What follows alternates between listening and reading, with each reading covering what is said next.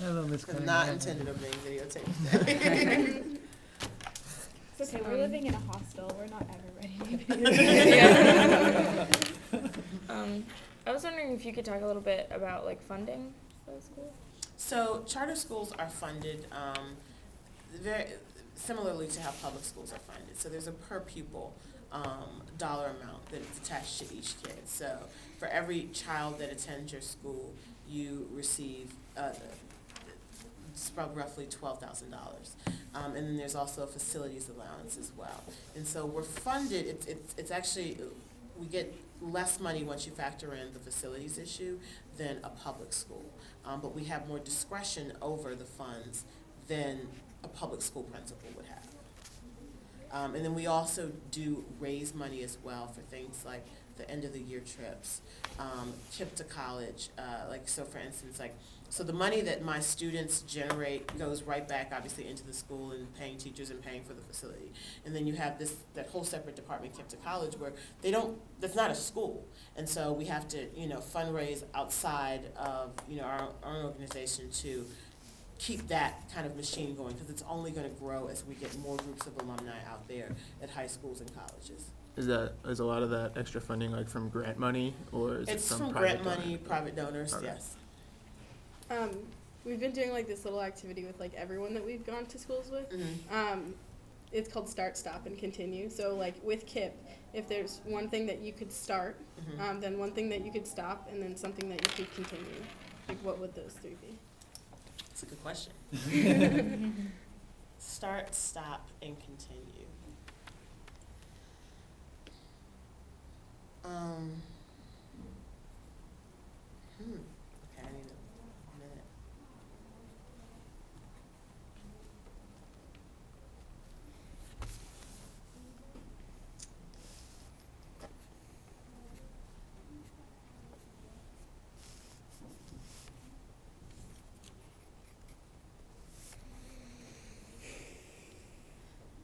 I guess if I could, I would start servicing even more kids. It breaks my heart to know like the conditions of so many public schools, public charter schools in the city that aren't safe, where kids aren't learning, and where teachers aren't passionate about what they do. And so if I could, I would, if I had more space, I'd fill it with even more kids. Would I stop doing?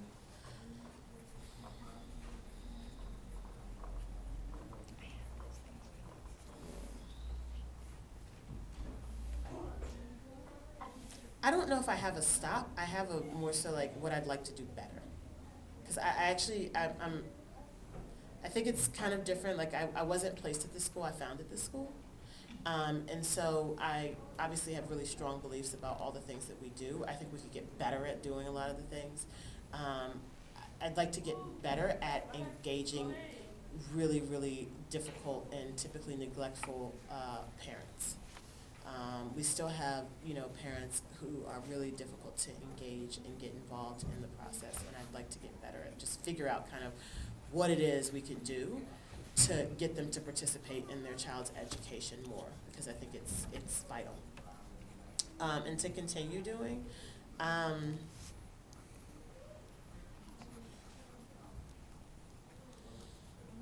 guess continue doing what we do.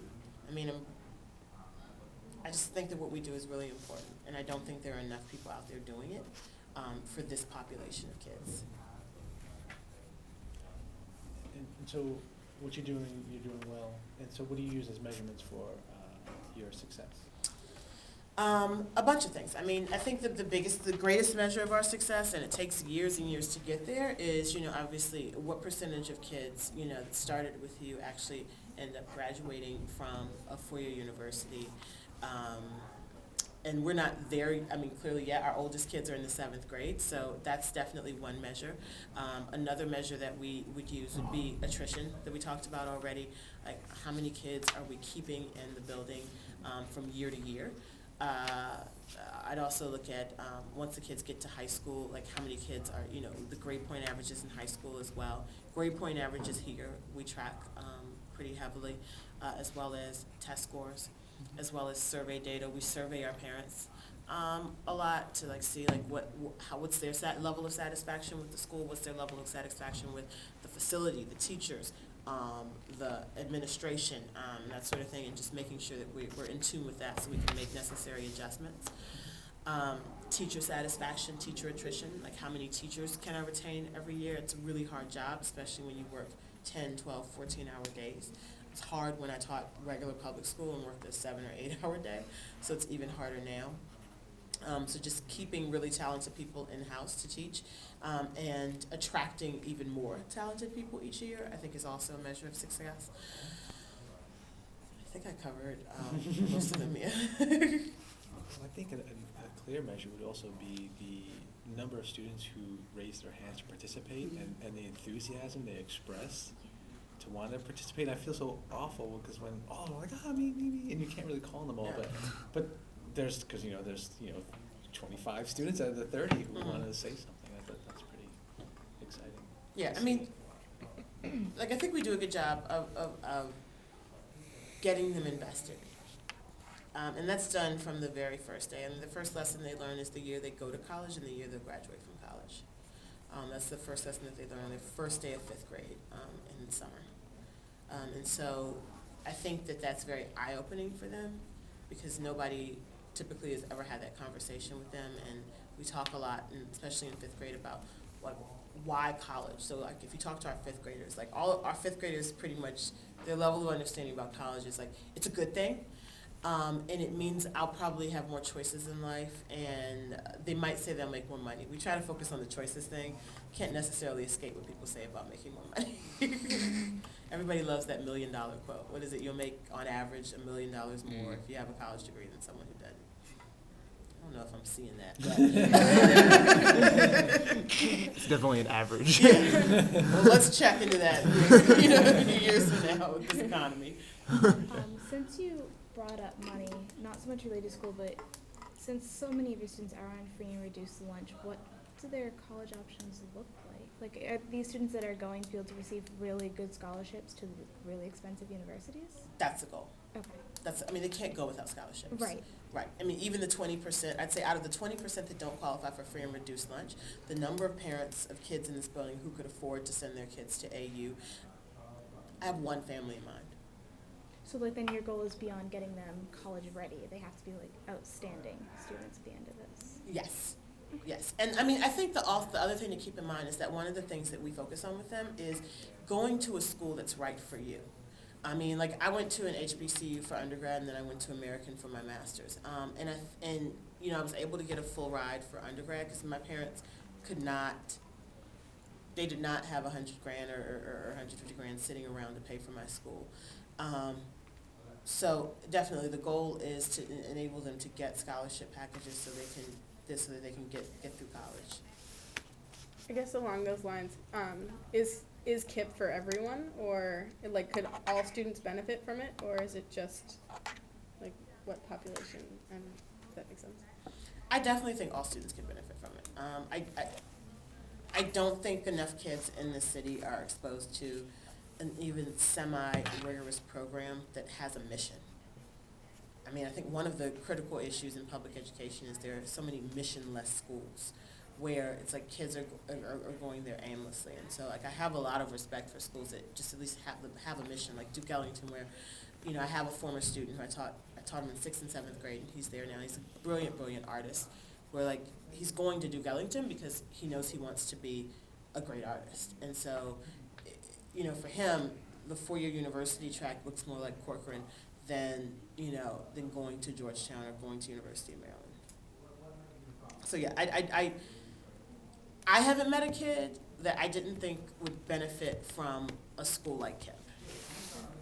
But I also know that there are kids who have other particular interests where, like we're not an art school. We're not a school that's ever probably going to be known for our athletic program with a 9-hour day. Because we just cannot afford to spend the amount of time that like a school that has like the best middle school football program in the city, we can't afford to spend that kind of time that they spend on football here.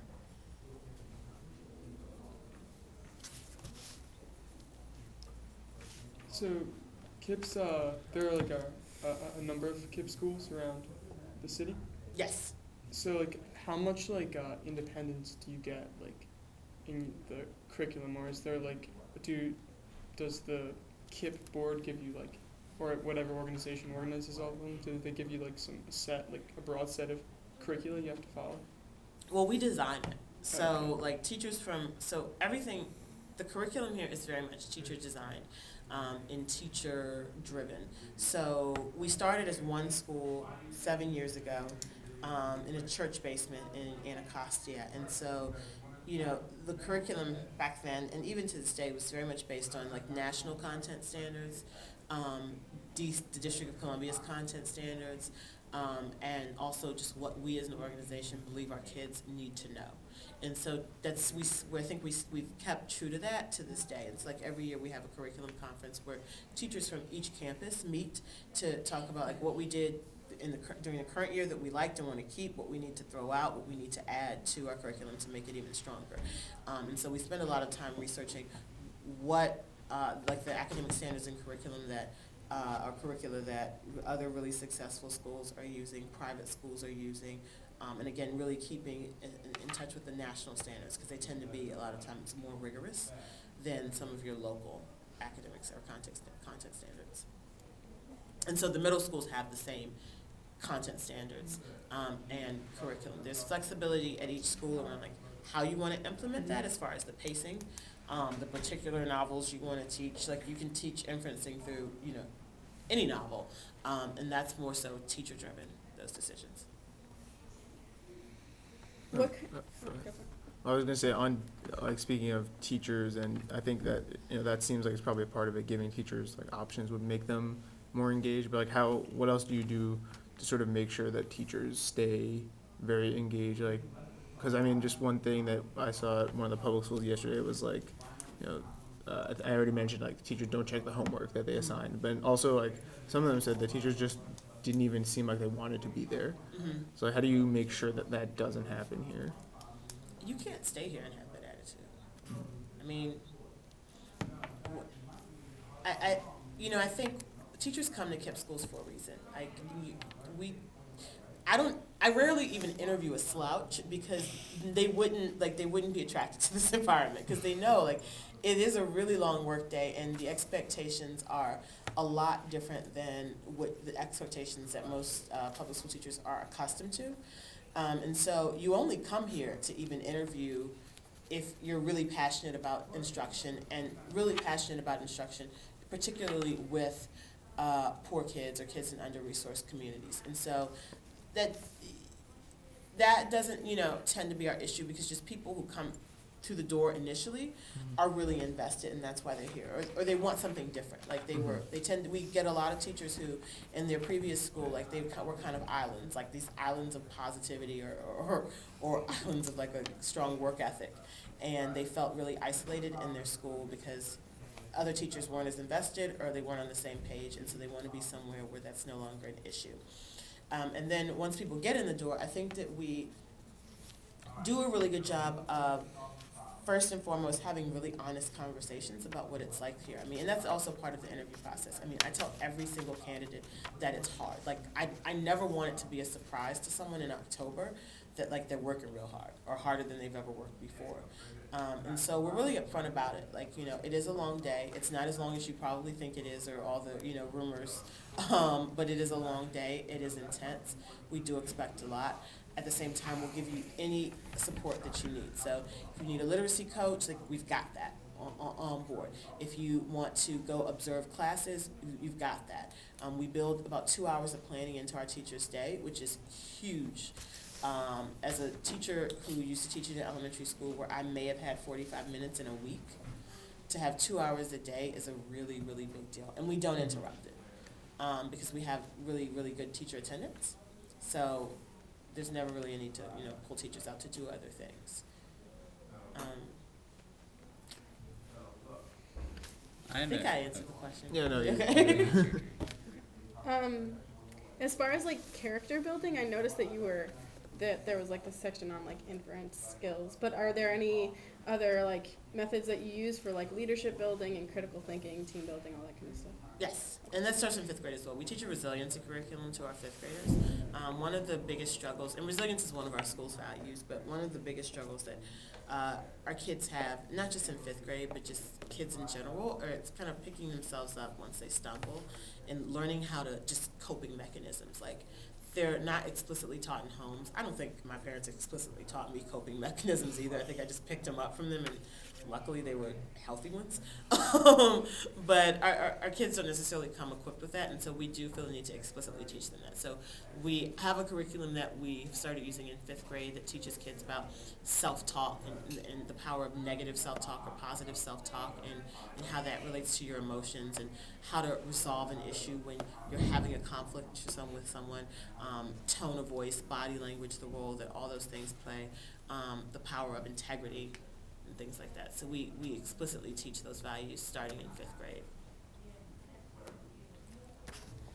I was wondering if you could give us some examples of the more you have more discretion in the funds that you are allowed to spend, and how is that reflected? Like, how are you spending things differently than in public school?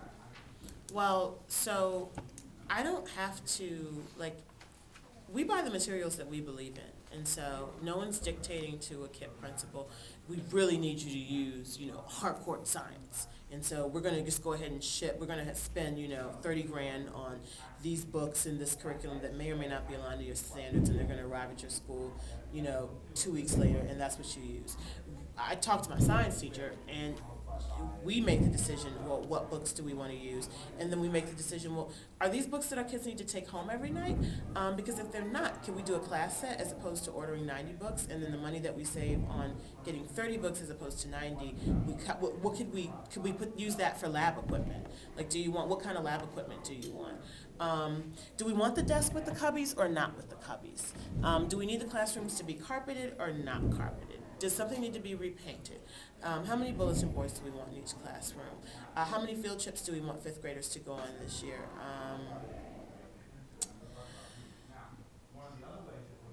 Do I want to not purchase this so that I can get an additional special education teacher or have a part-time person?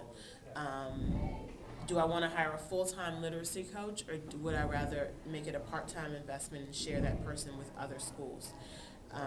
All of those decisions are decisions that are made at the school level for KIPP schools. And none of those a public school would be able to? No.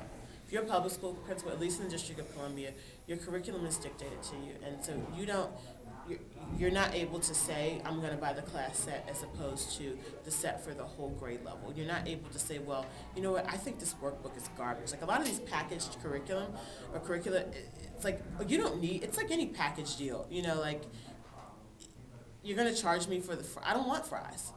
Like, I just want the burger and the soda. And like, here, I can get the burger and the soda and leave out the fries. They have to take the fries. They have to take whatever the district sends to them.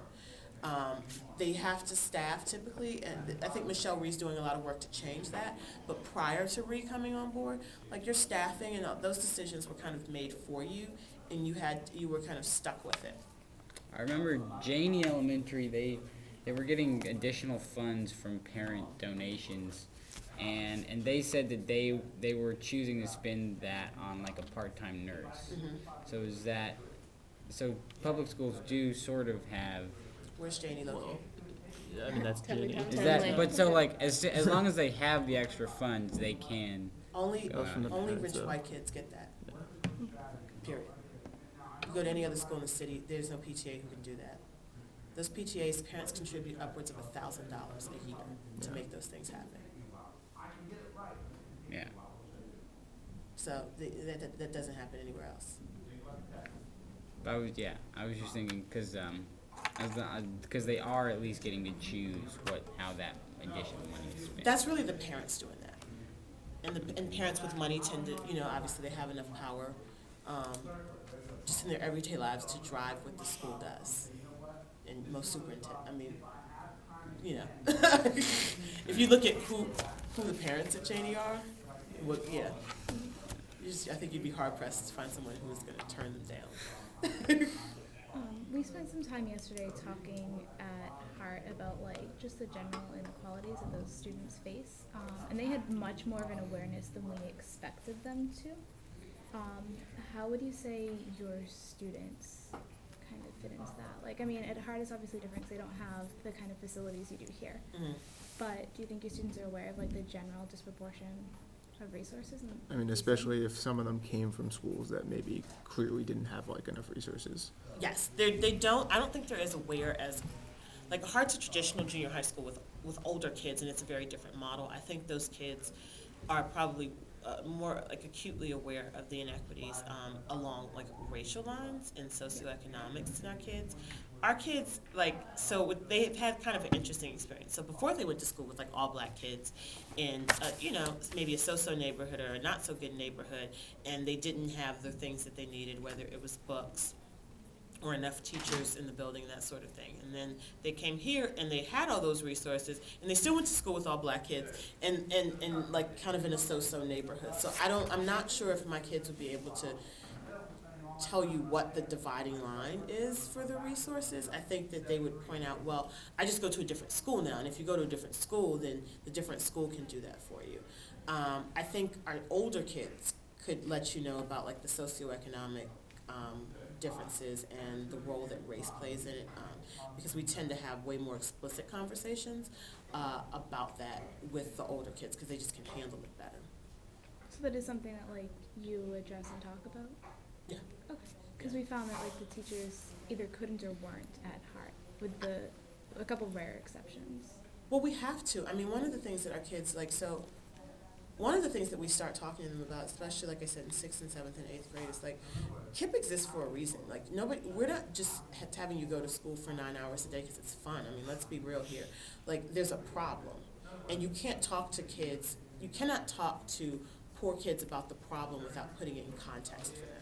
Like they have got to know that the problem is right now kids in your community are not achieving at the same levels as kids in other communities, and this is how it impacts your life later on. And so we found that, at least we believe, that college will make that big difference for you, and so that's why we're pushing so hard for this.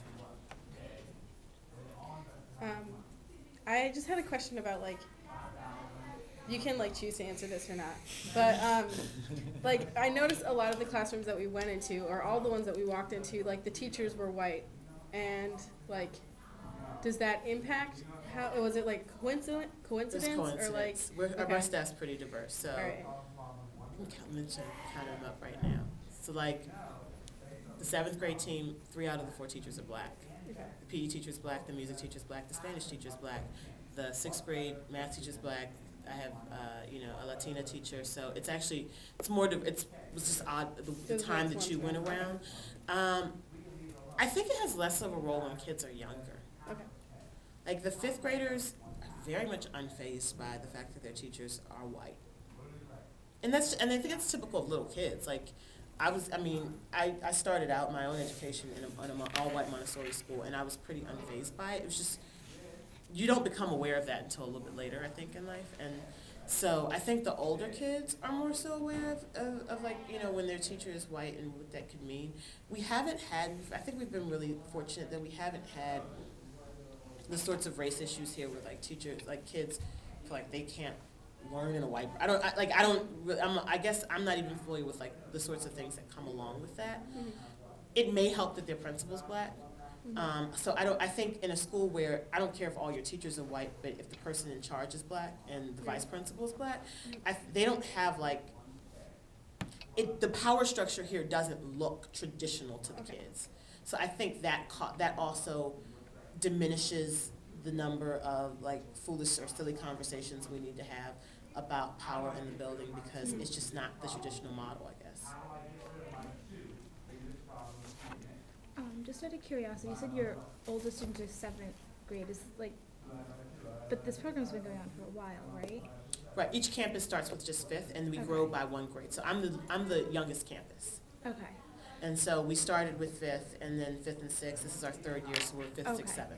Next year we'll be 5th through 8th. Now the other 2 middle schools already have 5th through 8th grades. Okay.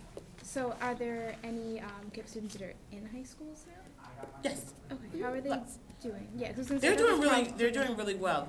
So 94% of them, the seniors right now in high school have already applied and are in the process of going off to college. So we're really excited for them. So we're gonna have a big ceremony for them in June. But they're doing really well. And they're kind of supported and tracked through the KIPP to College program, through the alumni counselors. So, and we do internships with them in the summer, and they have to check in with their counselor periodically, and there's like an alumni lounge at the middle schools that have alumni, and they come back and hang out and check in with people. Did I answer your question well? I think so. Yeah. Okay. I'm just trying to think of like, we've been talking a lot about like dominant culture Mm-hmm. and like just the fact that we teach like academic English Mm-hmm. versus like what people speak. Like, is it right to teach that, or is it more useful to teach something else? Or I don't know. You have to teach it. Yeah.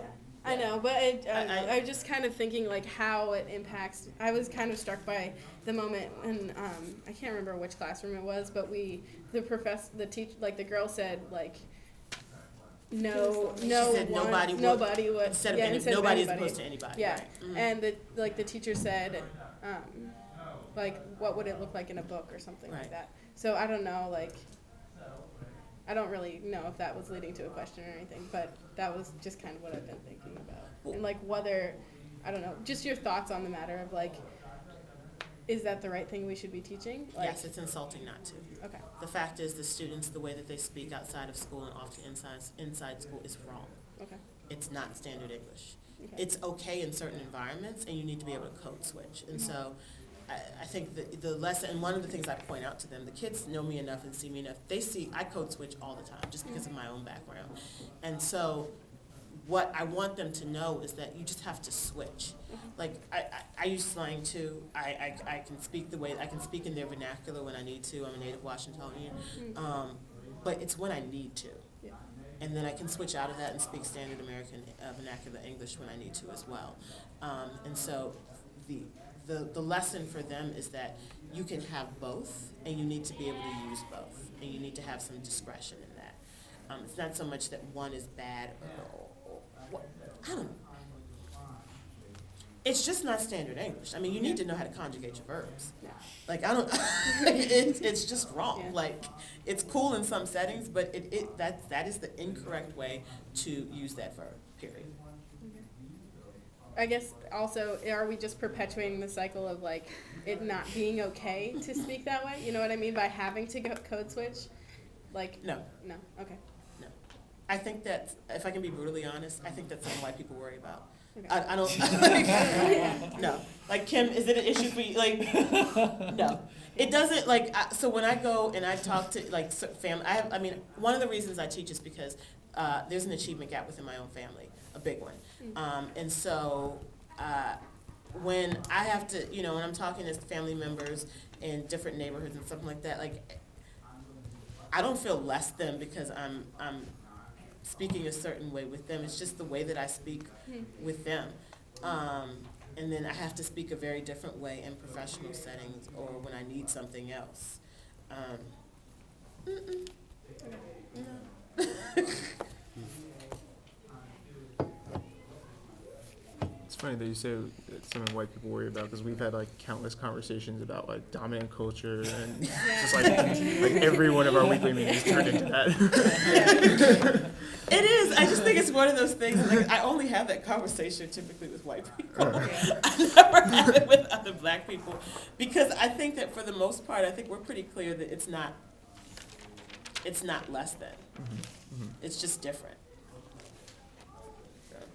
Can I ask your opinion on the new DCPS administration? Like, if you think it is improving or could improve, if there's any right direction there? I mean, I think Ree's on the right track. I think she's progressive. I think she's wicked smart. And I think that she is action-oriented, which is refreshing. And, I applaud her coming in and being, and her willingness to try new things and her willingness to implement in DC what she's seen work in other places. I think it's smart. And so, I wish her the best. I hope that, DC superintendents and chancellors don't typically, their shelf life has traditionally been very short, and so I hope that she doesn't have that problem, because I think where we failed before as a city is not giving people, I don't think that Rhea is the first smart person who's been in charge of DC public schools. She needs to have a chance to fix things, and it takes more than 2 years. Can I ask you your biggest criticism of her? Because we found that people either love or hate her, and there's very few that are middle of the line. So if you could, flat out, this is what I hate about her, now that we know that you like her. I don't have anything that I hate about her.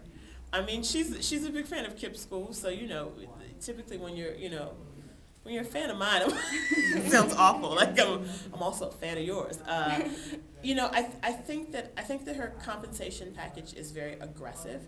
I think that the philosophy behind it is spot on. I definitely think teachers need to be better compensated, and I definitely think we need to stop paying so much attention to tenure and start paying attention to who's successful in the classroom, and not just based on test scores, but based on lots of things. I think that she could be more public about all the other initiatives that she has going on as well, because I think that she's been very, very public about the compensation piece, which is great and strong. And I think that she started conversations, obviously, around the country that were not going on before, which is awesome. I want her to be known for, because she's not like, what do they say on American Idol? What do they call people? One note? When they're like, is that what they call people when they always do the same thing? Yeah. A one note or one hit. I just don't want her to be a one-hit wonder and to only be known as the compensation lady or the union lady. And because she's really smart and she's got really great ideas about lots of other things and things that she wants to implement. And I don't know if everybody in the city knows about the amount of time that her folks have invested in literacy coaches. I'm in things like that. DCPS, so it's just Okay. nice to hear it from someone else. Yeah. We have a polar opposite here. I have one more question, then I'll shut up. But capital gains, you use fake money. What do you think of the real money system? Y'all are asking me tough questions, very political questions. I'll have integrity. I'm not a fan. I think it's insulting. I think they only do it to black kids. I I a don't lot think of us anybody agree. feels like Yeah. they have to bribe kids in Tinleytown or in Bethesda. So why do you have to bribe kids in Southeast? We actually got. It literally ticks me off. That's exactly what the students told us. We got that Yeah. reaction from Yesterday. students as well. Like they're Yeah. so pathetic. You have to dangle $50 Yeah. in front of them so that they can go to school. Absolutely not. It's like Yeah. build an intrinsic value system. How about that? Right. And that might work, as opposed to. And then I also think it's appalling to, in communities that are already under resourced, where you have a significant number of parents who are abusing alcohol, abusing drugs, or just not even abusing anything, but just out of work. What happens to I'm fearful of what happens to that money after you put it into a 13-year-old's hands, because I don't think it necessarily all the time goes to the best place. And then, so my last soapbox moment about the money is that, and they may be doing this, I would also be interested in what type of financial education they're doing with the kids. If you're going to pay them, because I'm not opposed to kids having summer jobs, and I'm not opposed to kids earning money. I think kids earning money is fine. I don't think kids should earn money for going to school. But if you're going to pay them, then I think you are also responsible for educating them about how to save money, how to budget, what are some appropriate uses, what percentage of your money should go into your savings account, why you need to have a savings account. They could be doing that, I just haven't heard about it. We heard from parents that certain parents are doing that, but it's not coming from the school itself. So. And I think that's irresponsible. We also heard from parents that it's making it harder on them too, because now kids at home feel like they should be rewarded with money for things that they're just expected to do. Right. No, So- you go to school because you want to learn and you want to get smarter and you want to impact the world in a positive way. You don't go to school to get a check. I don't go to, God knows Ms. Milton's not coming to work to get a check, and neither am I. I'm coming here every day because I think that it will have a positive impact on the community. And that's why hopefully that's why you do the things that you do. And then the check is nice. But it's not, it's like extra credit. So. It's sort of different note, but do you think that, and this is again one of the things that people say when they talk about, when they criticize charter schools is, it sort of draws resources from the public schools in an area, and it leads to things like deciding to close, like, schools that are functioning just fine, just in favor of public schools, especially with accusations of, and not at the actual school levels, but at the sort of like the DCPS and the board that approves the charter schools. I forget the name, but basically people have claimed that they have financial interests in things like giving out loans for buying land and in the buildings themselves and selling the property and things like that. Like, do you think that those claims have any merit, like about some of the adverse effects of charter schools, even if they're obviously, it's like a great program? I mean, no. To my knowledge, I'm not aware of any, charter school leaders who are doing business like that or just in this for. It's too hard. I mean, you could do something way easier to make more money than this. So not particularly bright people, but I think that's the name of the their specific claim But- was that someone who approves charters, I forget the guy's name. Oh, God. What? A specific That guy. individual. Yeah, a specific one guy on the board that approves charters also works at a bank that gives out the loans for the charters to buy the land. So he ends up, it's not the charters making money, he ends up making money personally by deciding that, okay, let's charter school here. And I think that's hogwash, and I think you can find the same loophole in any public school. Like, okay, and the guy who's also the assistant superintendent in Fairbank, Minnesota, also happens to be the senior VP at the textbook company. Okay, big whoop. I think that I think the whole argument behind that is kind of like this defeatist mentality that a lot of public school supporters have in terms of, like, I guess. I try to approach things from like a business perspective or just bring other perspectives into education because I think it's important. Like, I think if Starbucks starts losing money because of Caribou, Starbucks will immediately meet to try to figure out how they can get better. What they're immediately going to do is say, oh my goodness, we're losing money to Caribou because they just opened a Caribou around the corner. What new product are we going to offer? What are we going to do? How are we going to win this marketing war? How is our product going to become better than Caribou again? Because that's what's going to bring our customers back. They're not going to sit around and whine about Caribou. And they took, all of our customers, and it's not fair. No. And also I think Starbucks recognizes that if your customers are satisfied, they're not going to leave in the first place. So if you're doing a good job, then you don't actually need to worry about that. I think like that whole argument is like predicated, like people skip like 5 steps when they start talking about that. Let's acknowledge the fact, why did parents leave? If they were happy, if they were satisfied, if they felt like their kids were getting a great education, they would. No parent's going to pull their kid out of a program that they're happy with. They're just not. Like I'm not going to stop shopping at Target because I love Target. Like Walmart would have to get so much better for me to leave, and I think the same philosophy holds true with schools. And so I think that whole argument needs to really shift and focus on, well, why did parents leave, as opposed to beating up the charter movement. I mean, I didn't start this school. I think it would be criminal if in 40 years KIPP DC Will Academy still exists in the same capacity. I mean, like right now, we're a school that exists to close the achievement gap. That's why we're here. We're working really, really hard to solve a problem. I think 30 years from now, if you come back into this building and we're still here doing the same things, then we failed. The goal is to not exist anymore, to not have a need for this type of school. If we exist in 30 years, I want it to be for something else. Go ahead. Sure.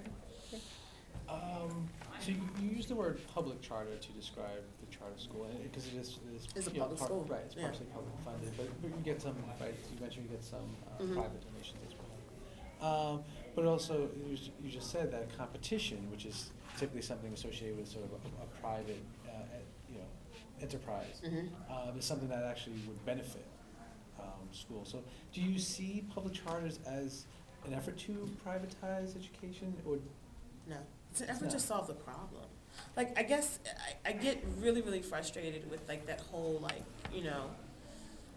notion, like I feel like people get all like conspiracy theorists about like the whole like privatization of public schools, and maybe that is going on in some places. I feel like my school and my organization, like we're here to solve a problem, and I can't wait on super large districts who traditionally haven't done anything to address the issue, just because I want to be nice to them. I think that's bogus. I don't think the kids in this building can afford to wait on that, on a bunch of red tape. I think we just need to get the job done. And so I think that what good charter schools are able to do is get the job done quickly or more quickly because of the level of autonomy that they have and level of discretion. Are charter schools the only solution to like closing that achievement gap? No, Okay. absolutely not. I mean, I think that also, like, at the same time, whereas I have problems with public school districts or people who support public school districts and bash charters and just whine without looking at, well, let's look at the problem here and let's try to resolve the actual problem so that we don't have this issue anymore. I also have problems with charter schools who are like, I guess, information hoarders. Like, if you have something that works at your school, don't hide it. Like, I think, KIPP's been really I mean, it's not a magic bullet here. Go to school for a longer day, hire really, really smart teachers, get rid of really, really bad teachers, and do whatever it takes to make your kids successful, period. Like, there's no secret documents in the building, there's no special curriculum. You're not gonna go to a KIPP school and find like some special magic math book that just does it all for the kids. You'll find 50 million different math books, many of the same math books that you'll find in any public school in the city. What you'll find is an uber dedicated teacher in front of them who is well supported and willing to get the job done, is very much relentless about that. That's what works.